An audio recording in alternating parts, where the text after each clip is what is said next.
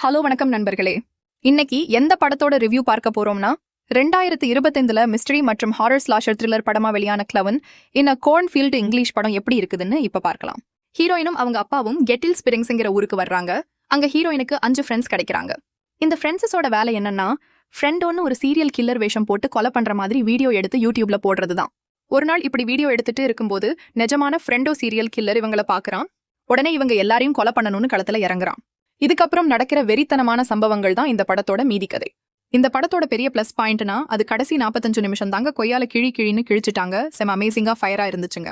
அப்புறம் 10 to 15 நிமிஷத்துக்கு வரும் சோளக்காட்டு சீக்வன்ஸ் ஒன்னு இருக்கு பாருங்க, எப்பாடே சும்மா வெறித்தனமா இருந்துச்சுங்க. இது போக ஒரு ட்விஸ்ட் ஒன்னு கொடுத்தாங்க பாருங்க. அந்த படத்துல உள்ள கேரக்டர்கள் ஷாக் ஆனாங்களோ இல்லையோ, நான் அப்படியே ஷாக் ஆகிட்டேங்க. தரமா இருந்துச்சுங்க அந்த ட்விஸ்ட். ஜம்ப் ஸ்கேர் சீக்வன்ஸையும் சூப்பரா எலவேட் பண்ணியிருந்தாங்க. அது பார்க்க ரொம்ப சிம்பிளா இருக்கும். அது சூப்பரா எனக்கு ஒர்க் அவுட் ஆச்சு. உங்களுக்கும் ஒர்க் அவுட் ஆச்சான்னா கமெண்ட்ல சொல்லுங்க. மியூசிக் இந்த படத்துல ரொம்ப சூப்பரா இருந்தது. த்ரில் மற்றும் ஹாரர் ஃபேக்டரே நமக்குள்ள கடத்த ரொம்ப ஹெல்ப் பண்ணிருக்கு. படத்துல என்ன பிரச்சனைனா, கிளைமேக்ஸ் தான் எனக்கு சாட்டிஸ்ஃபைடா இல்ல. ரொம்ப சப்னு முடிஞ்ச மாதிரியான ஃபீலை தான் கொடுத்துச்சு. அந்த ஒரிஜினல் சீரியல் கில்லர் யாருன்னு ஈஸியா கெஸ் பண்ணிடலாம். கிளைமேக்ஸை கொஞ்சம் காமெடி பண்ணிட்டாங்களோன்னு எனக்கு தோணுச்சு. மொத்தத்துல படம் எப்படி இருக்குதுன்னா, ரொம்ப எக்ஸ்பெக்டேஷன் இல்லாம பார்த்தீங்கன்னா உங்களை கண்டிப்பா இந்த படம் கவர்ந்தே தீரும். ஸ்லாஷர் த்ரில்லர் ஃபேன்ஸுக்கு செம ட்ரீட் தான். இந்த படம் மிஸ் பண்ணிடாதீங்க.